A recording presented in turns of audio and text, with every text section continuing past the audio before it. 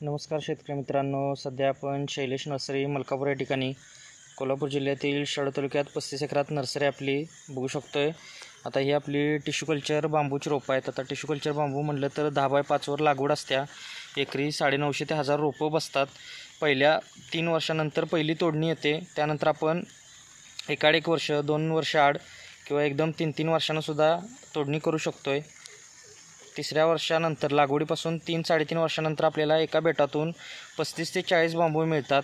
त्यातले आपण सिलेक्टेड 20 बांबू जरी कटिंग केले तरी बेटापासून आपल्याला 20 बांबू पकडले तर जवळजवळ 1000 बेटांचे 20,000 बांबू तयार होतात।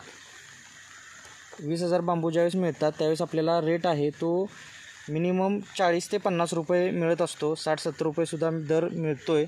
आपण 50 रुपये ॲव्हरेज पकडला तरी 10 ते 12 लाख रुपये आपलं एकरी उत्पादन निघतं आहे। दरवर्षी आपल्याला 10-15 बांबू जरी पकडले तरी एका बेटापासून आपल्याला 100-500 रुपये आणि पूर्ण एकरातून आपलं जे उत्पादन आहे ते 4 ते 5 लाख रुपये नेट प्रॉफिट राहते आपल्याला। आणि हे विदाऊट मेंटेनन्सचं पीक आहे।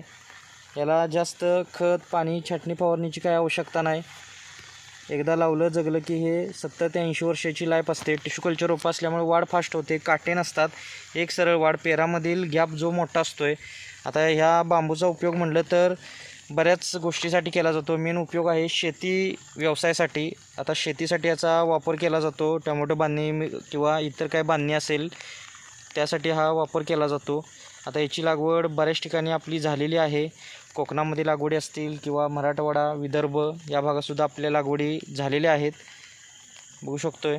आता ही लहान रोपं आहेत 1 वर्षाची, बघू शकतोय। एका बॅगेमध्ये असे 5-5, 6-6 फुटवे निघालेले आहेत। जमिनीमध्ये टाकल्यानंतर हा ग्रोथ वाढत जातो। खत पाणी नियोजन सर्व सांगितले जाते। अधिक माहितीसाठी दिलेल्या नंबरवर संपर्क करू शकताय। धन्यवाद।